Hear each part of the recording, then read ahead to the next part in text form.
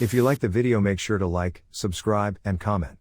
For more videos like this, people who spend a lot of time in the wilderness, isolated places.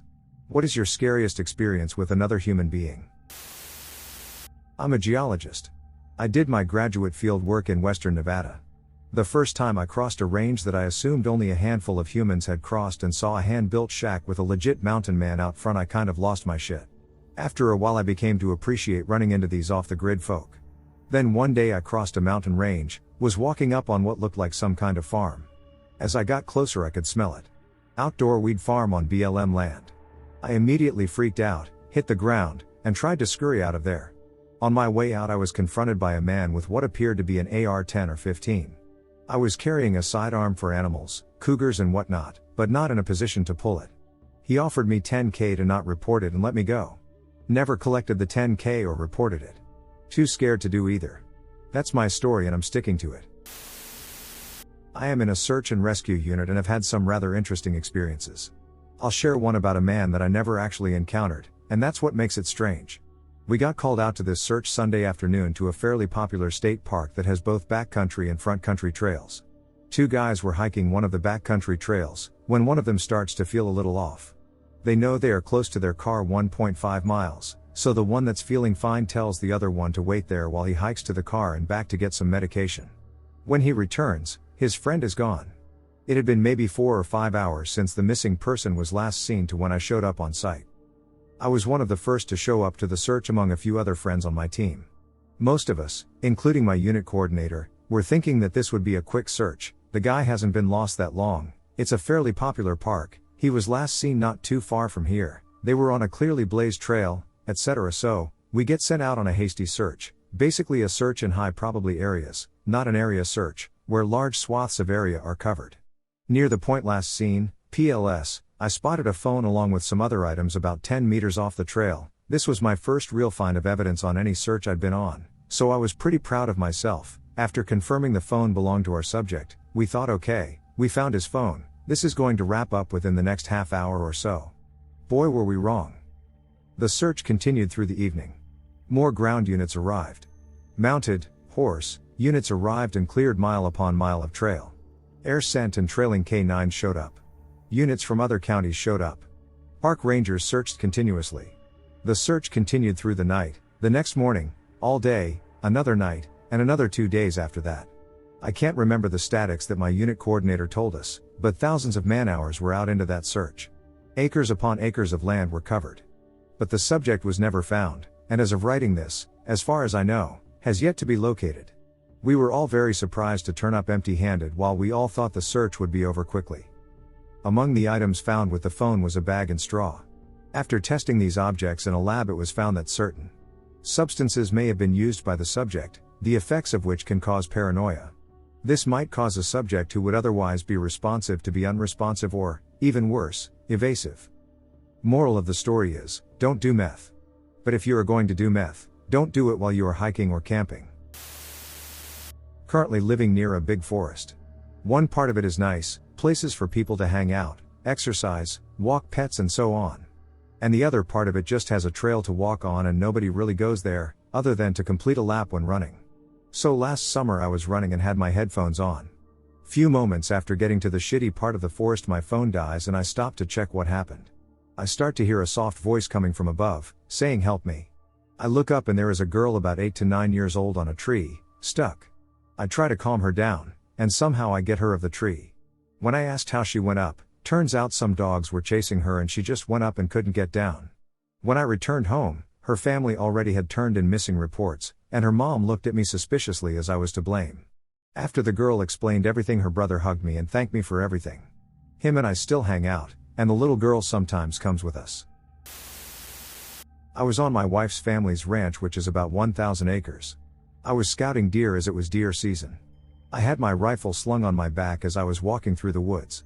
As I walk out of the woods onto one of our 2 dirt roads into the property, I saw 2 strangers sitting on the back bed of their white pickup truck. They had rifles in their hands. I approached them with a friendly wave. As I approached them, I kept my rifle slung on my back so to not threaten them. I asked them how they are doing and what are they hunting. They said they were doing fine and looking for deer. I then noticed 6 or 7 beer cans on the ground.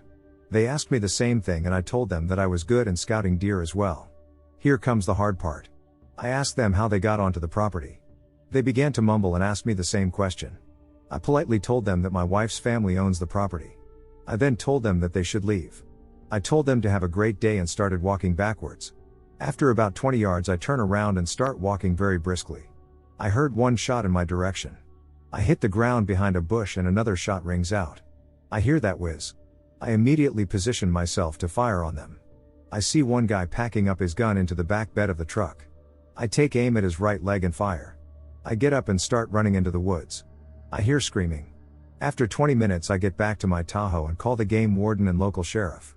They come out after about 30 minutes and these poachers were gone. I told them all the details and descriptions and said I think I shot one in the leg. Next day I get a call from the sheriff saying they had a guy in the local ER with a GSW to the leg. He sent me a pic via text. It was the guy I shot. He survived and got 4 years in prison because this was his first felony. They never found the other guy. My husband and I hiked the approach trail to Springer Mountain several years back, planning to summit and return to the bottom and camp. It's summer, like 90 degrees, and besides a few trail runners early in the day we really see no one else. It takes a few hours longer than we anticipated and we are beat. Also, because of the way my leggings rubbed I have the worst chafing imaginable and just do not want to hike down again. We set up to cook dinner and a man comes from the opposite direction toward the summit. My husband strikes up a conversation and the man agrees to give us a ride back to the park where we started. We throw our packs into his trunk but I keep my cell phone in hand, even though it is nearly dead and I have no signal. The guy had said he knew the way to the park and could get us back quickly. But then suddenly he has taken a wrong turn and now he has to turn around. Something about his story does not add up during the entire ride. He says his wife is in labor with their first child but he had to get away for a bit, take a hike to clear his mind, etc. Okay, whatever, maybe he is nervous, it happens. He just kind of rambles about weird things and then realizes, oh wait, I've taken another wrong turn. We turn onto a road and there is this old house and he wants us to get out and look at it. Won't take no for an answer. Then it gets really weird.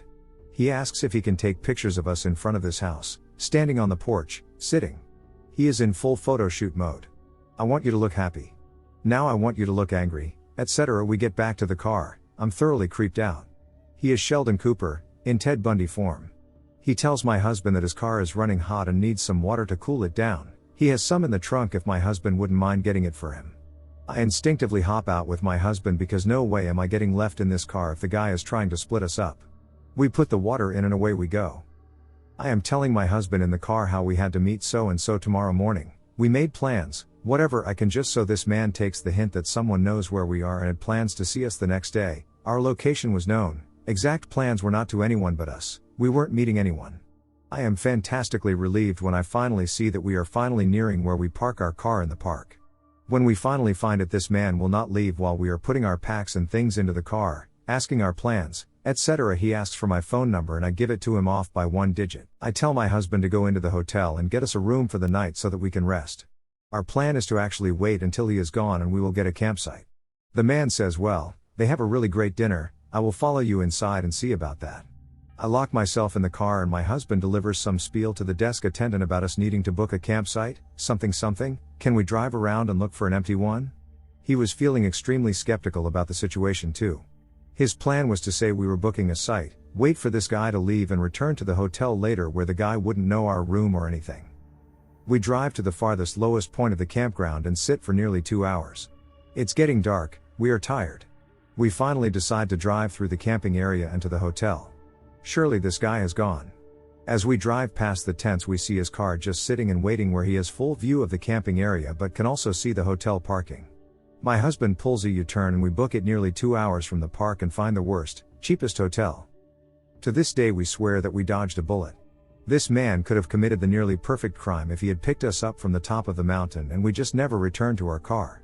The fact that he was waiting on us when we returned sealed it for us that this guy really had some major, horrible plan for us in mind. I used to often spend my summers bouldering with my friends by a relatively large forest that was about an hour and a half away from where I used to live. We used to spend some of the nights camping out there just to save some travel costs and time. Anyway, I think this was roughly like the 3rd or 4th time we were out there camping. My friend had left all her climbing gear and her rucksack just outside her tent, or we definitely think she did anyway. The next morning we found her boots, a few clothes, and all her chalk powder had disappeared. We figured that it could have been completely feasible that she misplaced it, although we were quite sure that they were next to her tent. We didn't really want to believe that they were stolen. Anyway, we didn't read too much into this and just stupidly said to ourselves that perhaps she had left it by the boulders and some animal took an interest to it. I know it sounds stupid, but it was very reasonable to us at the time. Anyway, fast forward a year, we're at the same spot as usual, sitting by the tents and chilling after having some food. Mind you, it's pitch black out, and only the camp area is lit by the fire. I go somewhere a bit out of sight for a slash, and what do I see? A dude in a full-on ghillie suit laying on his stomach looking right towards our campsite. I kinda stood there frozen as this dude clocks that I've seen him, and he just bolts it out of there. I don't know whether the event to the year prior was related to the ghillie guy, but this definitely has stuck to all of us. We haven't been back there since, which is a damn shame. Was hitchhiking in Greece, got dropped off at a crucial fork in the road for my journey in the middle of the night by a super nice guy. He was going the other way. Had to camp for the night in the middle of nowhere and start again in the morning. His were the only headlights I saw from getting out of his vehicle to walking a half-mile into the woods. I set up camp, had some whiskey, and started to doze off. Before I could, I heard footsteps coming towards me. I am freaking out. I hear someone right outside of my tent. I yell I have a weapon, and start to open the tent, and they bolt. I see a figure running back towards the road. I closed the tent, and stayed awake for 8 hours until the sun came up, fighting a sleep-deprived drunken sleepiness the whole night. It was the worst night of my life, but I never saw whoever it was again. In college I lived near the edge of the city, and there was this road nearby that winded through some forest before opening up to some farms. It was rarely used by cars, and people avoided walking there because there were no sidewalks and it went nowhere. Halfway down the road was this abandoned property that had apple trees that produced a ton of fruit that always ended up on the ground. One evening just after sunset, I passed the property on my way back from a run, so I picked my way into the brambles to grab some apples. After I got a couple, I circled back around some bushes to head home, and right in the path was this middle-aged man creeping towards me with his hands spread like he was hunting something, and I ducking lost it. I screamed and kinda flailed my arms so the apples flung towards him. He also jumped and went, "Oh no, sorry, I thought you were a deer," and backed up into the road. He was super embarrassed and apologetic, and I was way too happy to not be getting killed to get mad, but holy crap, I thought I was going to have a heart attack. My senior year of high school, I went on a camping/hunting trip out into the middle of the Arizona desert with my dad and 2 of his cop buddies/co-workers. My dad and I had a large tent with a divider that we were sharing, and his 2 friends had a similar setup about 20 feet away from our tent. Throughout the campsite we had a fire pit, ice chests, etc., etc., etc. Well, the morning of the second day, my father told us he woke up at 3 a.m. because he heard someone very slowly and methodically walking through camp, occasionally fidgeting with some of the things in the camp. He knew it wasn't me, and it wasn't either of his friends with us. He could hear both of them snoring quite loudly and confirmed with them they didn't get up to go to the bathroom or what have you. We were in the absolute middle of nowhere. Nearest civilization was an hour-and-a-half drive away. He laid in the tent, listening to whoever this was walking through the camp for a good 15 minutes before they eventually left. He said he had this absolutely terrifying sense of dread during this entire situation and didn't dare call out or do anything. He just listened as some stranger walked through camp in the middle of nowhere. My dad has been a cop for well over 25 years, and he's seen some really rough shit over the years, but he says those 15 minutes, and the hours after that, was the most terrified he's ever been in his life. In the spring of 2006, I was out in the boonies by myself, camping for a few days. I awoke at 8 a.m. on the 4th day and was relieving myself when I swore I heard a yelp of pain in the distance, followed by a wet chopping sound that went on for about 30 seconds.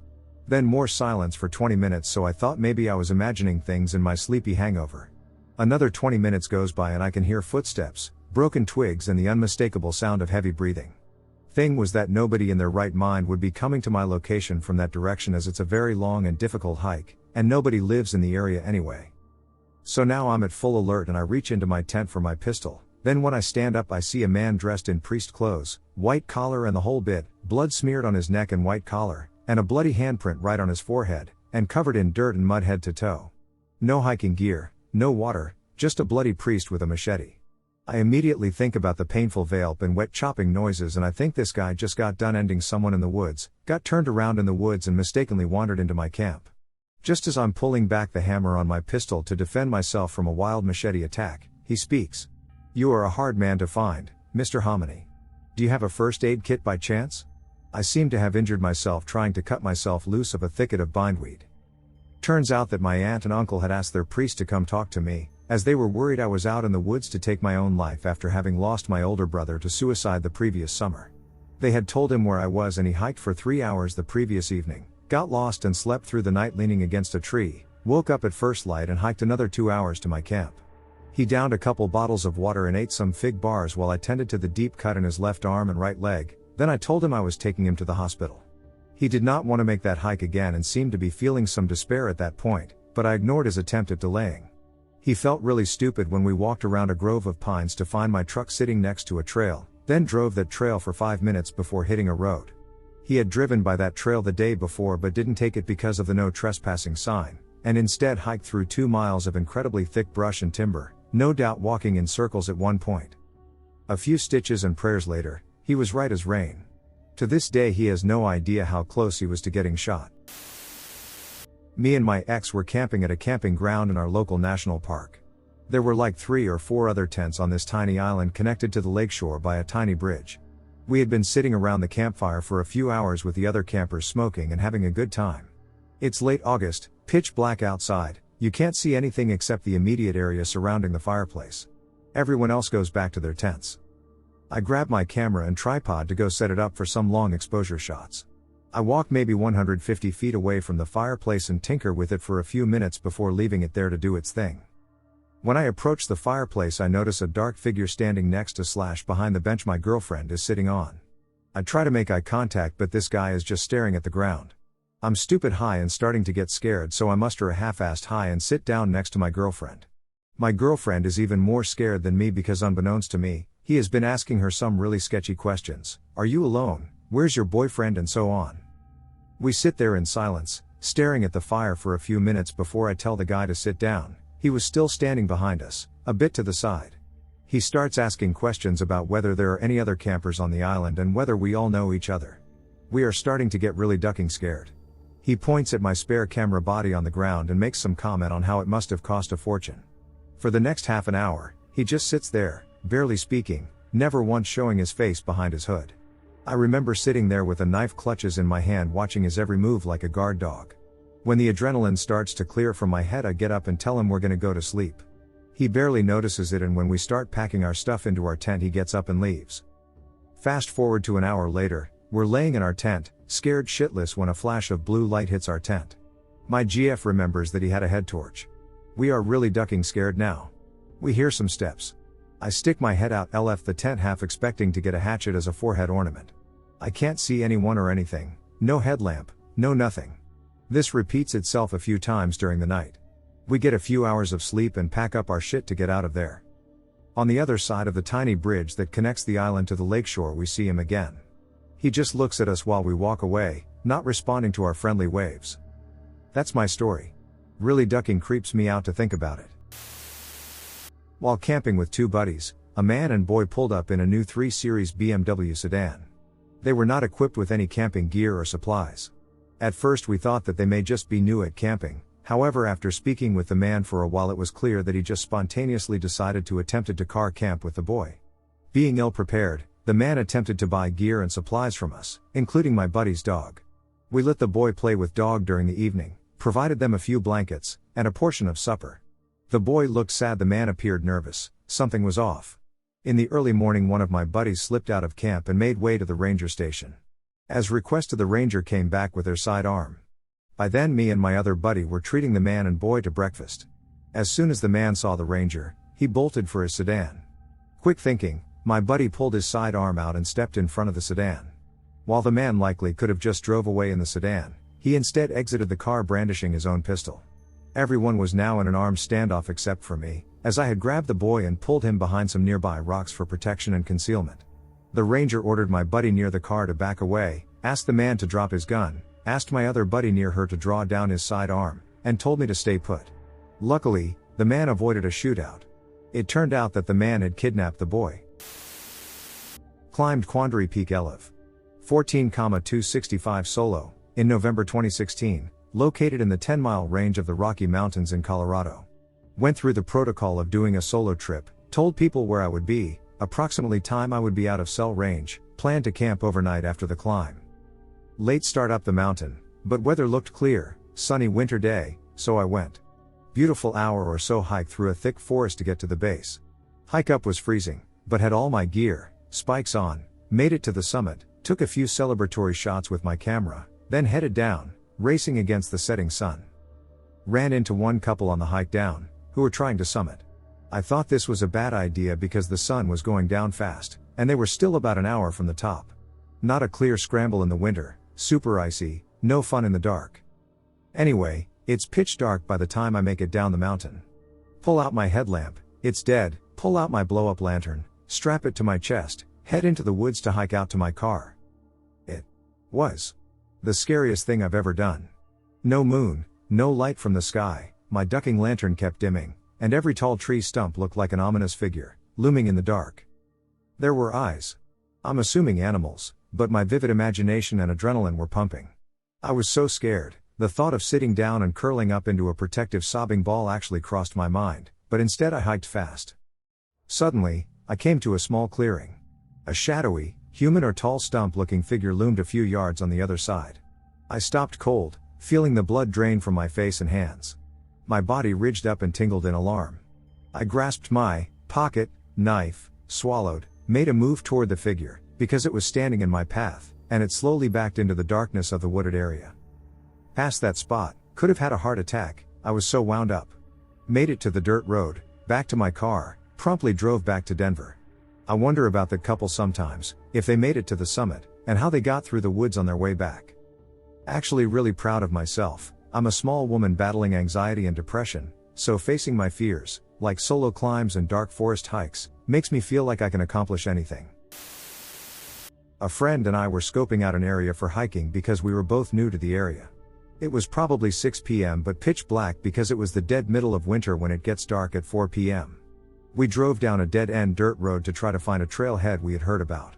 The road is probably only 2 to 3 miles long and we don't see anything on our way down. We get to the dead end and turn around to head back out to the main road. About halfway from the dead end to the main road we see a man standing at the edge of the road in tattered clothes and covered in dirt carrying a shovel staring us down. My friend and I both held our breath until we were back in town and asked each other if we saw the same thing. A trail I like backpacking in an isolated area of Pennsylvania was the setting for this odd encounter. The trail has a short section that goes over someone's cabin property and continues on the other side of his yard. It's marked with an orange blaze so you can see where to go. Usually it's an empty cabin. I always do some peering inside since it's in a pretty secluded spot, probably 4 or 5 miles from a major road. One time I was hiking through and there is a large dude grilling outside with about 15 Bud Light cans on the ground around him. I distinctly remember him saying keep it moving, no food here, which I thought was funny since I didn't say anything about needing food. Fast forward the following year and I decide to take my sister, my wife and her best friend on a trip that takes us through this very spot. As we are walking up on it I see the dude is there again, which is odd, since I've hiked the trail 100 times and this is only twice I've seen him. He is grilling again, beer cans everywhere. I see him start to give the keep it moving signal until he sees who I am with. Now, the girls in traveling with are attractive so I'm nervous all of a sudden. He asks us to stay for dinner, says he has plenty of extra food. I tell him no, we are good, just trying to enjoy the trail away from the comforts of home. He gets weirdly pushy about us staying and I firmly say no thanks and we are just passing through. I hear the dude mumble to himself as we continue past his house. This is where things get weird.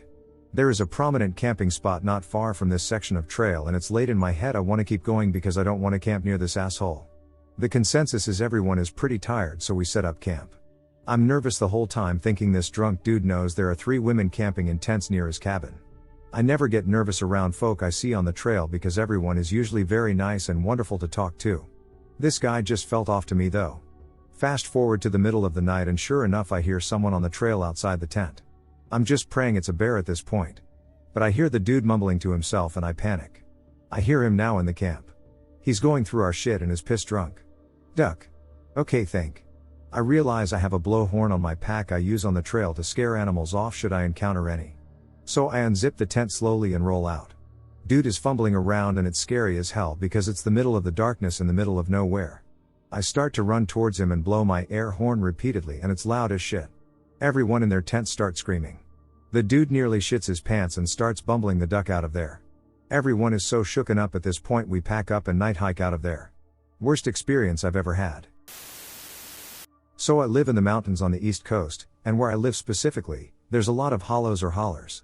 Hollers are defined as a small valley in between two mountains, normally with a stream running through it, where people like to build their homes. Most of the homes in the hollows around here are 18th and 19th century homes. Anyways, me and my friends like to grab a few beers, some weed, and get lit while driving through the holler, and sit out and listen to the sound of hunters running their coon dogs. One night we were driving through, and it was a little bit foggier than normal. I remember telling the driver to drive extra slow cause it sounded like there was hunting dogs nearby. As we make out way down the road, we notice a really dark, oil-like spill on the ground in front of us, and pieces of scrap metal. I figured someone got into a wreck, but I got out to make sure there wasn't anything sharp in the road that would pop the tires. As I got closer I realized it wasn't oil, it was actually a huge puddle of blood, at least 2 to 3 gallons. I figured someone must have been bear hunting. Anyways, I get back in the truck, and we continue down the road. About a quarter mile further, we see 2 dogs sitting on the side of the road. I stop and talk to them. I talk to every dog I come across, and they get really excited and start sprint jogging down the road. I jog behind them and in less than 20 yards, I see this big mass on the ground. I walk up and it's a dead bear, almost missing its entire upper half. Like it looks like someone attacked this bear with a machete and cut it clean in half. You could still see the steam coming off the warm blood. And to this day, I've never seen anything like it, or found out how it happened. There wasn't any gunshots or anything. My friends laughed it off and said it was Sasquatch or something. But I always wondered. My BFR dog and I went camping up this Forest Service road in British Columbia, Canada that I've gone to well over 20 times. Midweek, early in the season for most people. We have the place to ourselves. Around dusk 2 guys bomb up the road on quads, had to go past my car to get to the river. We don't think anything of it. About an hour later 1 guy left. Other guy is still at the river, so after a bit I go ask if everything is all good with his quad, thinking maybe he ran out of gas and his buddy went to go get more. Dude was very surprised by the fact that there were people there, had no idea that they went right past my car and our campsite. Apparently his quad was fine, so I head back to our site. We're peacefully making dinner and hear yelling over the sounds of the river. Both of us thought it was odd, but hey, people are weird. He's yelling things like "Duck you ruined my life" and unintelligible angriness. About an hour of this and we're wondering what the deal is. It's full dark, we've got the campfire going strong and Buddy fires up his quad.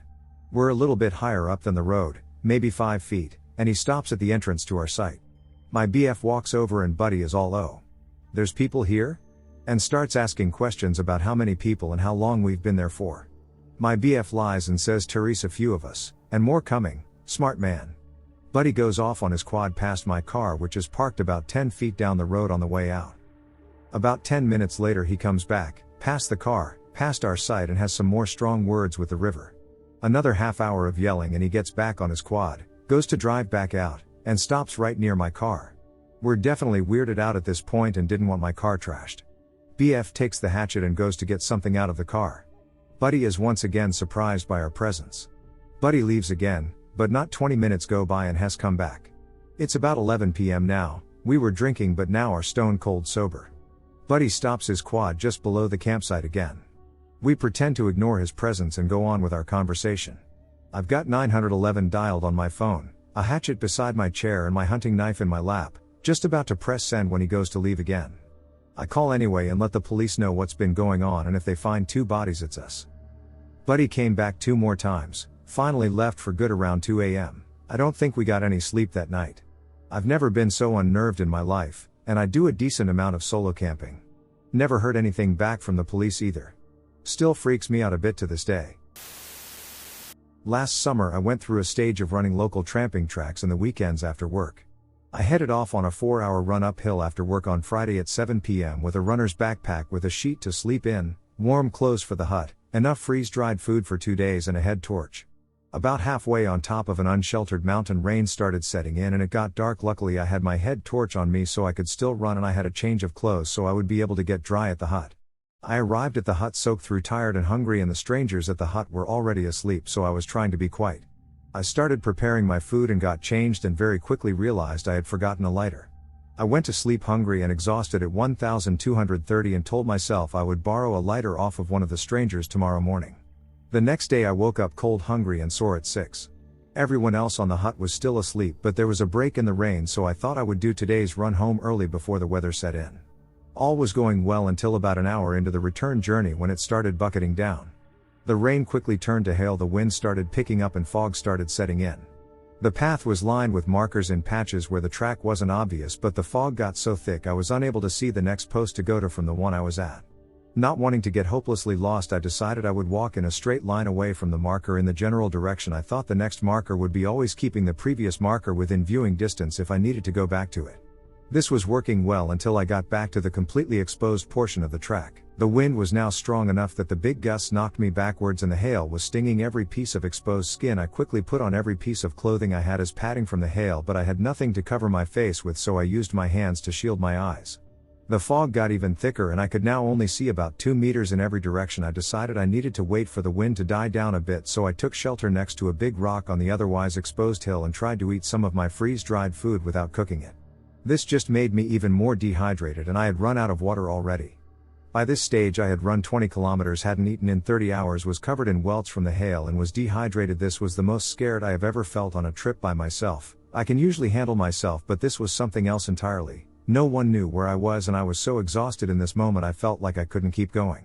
After sitting under the rock for about an hour, the weather calmed down. The fog cleared and the hail turned back into rain. I knew I was about 7 kilometers from the car, so I half ran, half walked back to the car, which took me around 3 hours. When I got there I collapsed into the driver's seat and drove home. Gave my mum the biggest hug when I got home. I was covered in welts, bruises, cuts and soaked through, but I had never been more happy to be alive. My friend and I were out in the forestry late one night, around 1 a.m. experimenting with his new camera and the night sky. We were already on edge, as through the trees we could see a flashing light, but we put it down to being a surveillance camera, as sometimes they are placed in the forestry to catch people who illegally dump rubbish / clippings / whatever. We agreed that if we heard a car coming we would jump in our car and get out of there, as it's possible we could get in trouble. Around 10 minutes later I heard the sound of a loud car, and I turned around to see at the far end of the dirt road around 200 meters away, a 4WD flashing their lights. We hastily jumped in our car to get out of the forestry, but to do this we had to drive back the way that the 4WD was. As we drive towards the car, I see a P plate on the front window, so we decide to slow down to say good day, as the forestry is a popular place for harmless teens to go and rip skids and do other shitheadish shit.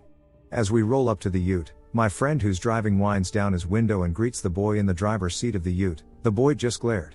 I looked harder at the ute, to which I discovered the cab was full of people. I focused harder and all of these boys in the cab of the looked exactly the same, and well, I dunno what the odds are of running into identical quintuplets out in the forestry are, but I'm sure they aren't high. We waited for a reply to a greeting with no success, so we drove off. As I looked out the back window, I saw at least 3 more boys rise from the tray of the ute. I told my friend to step on it. We didn't speak of the details that night, but a few days later, my friend asked me if I also thought that the boys in the cab of the ute looked identical. Perhaps it wasn't a scary encounter with a human being, but more one of the extraterrestrial kind. I was out turkey hunting when I was around 14-ish.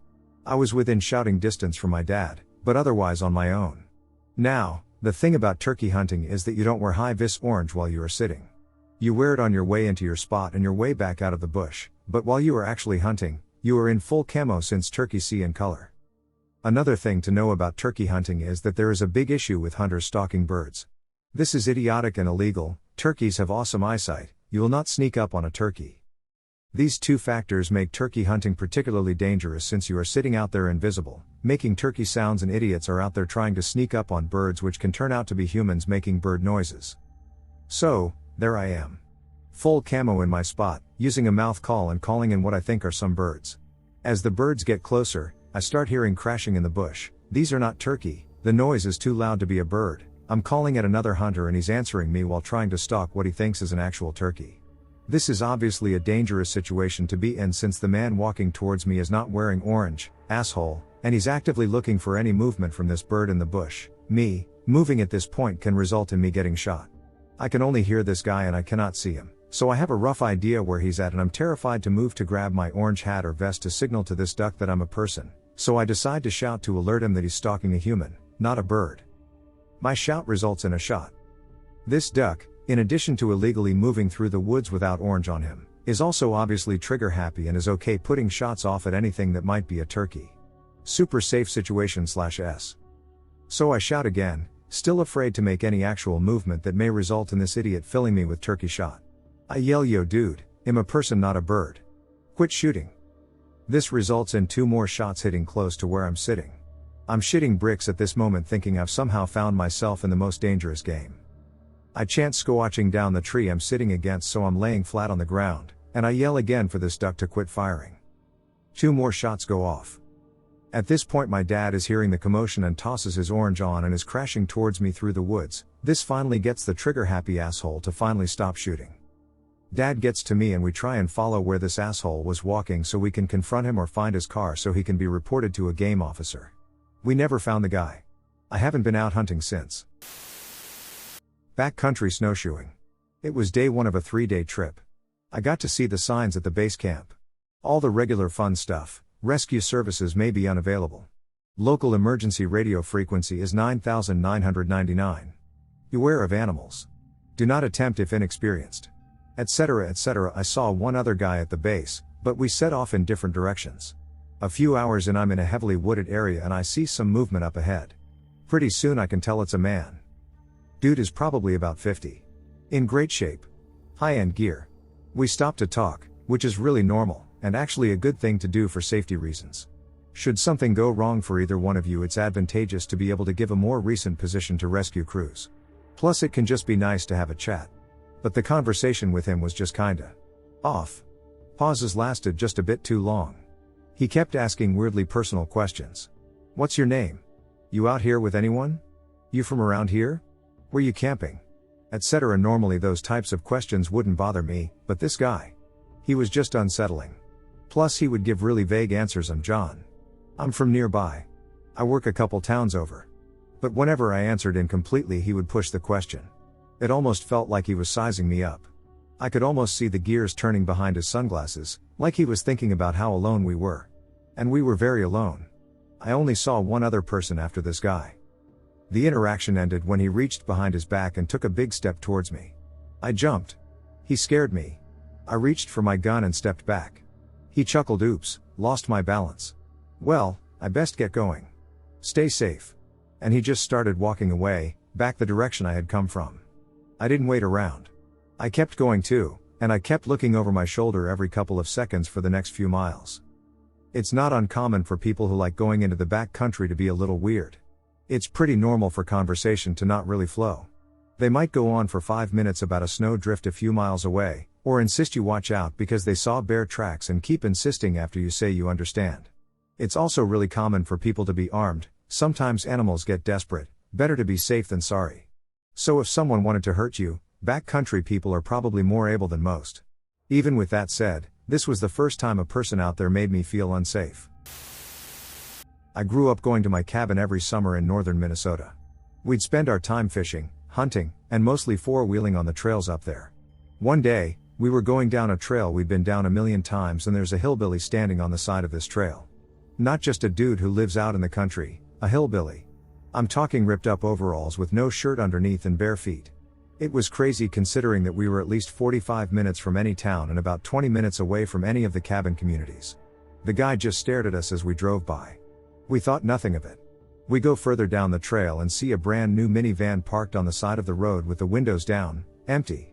The creepy thing is that when we were heading back home that night from our ride, we took the same trail as we always do, and the van was still there. A couple days later we go riding again, this time it's raining. The van is still there, windows down.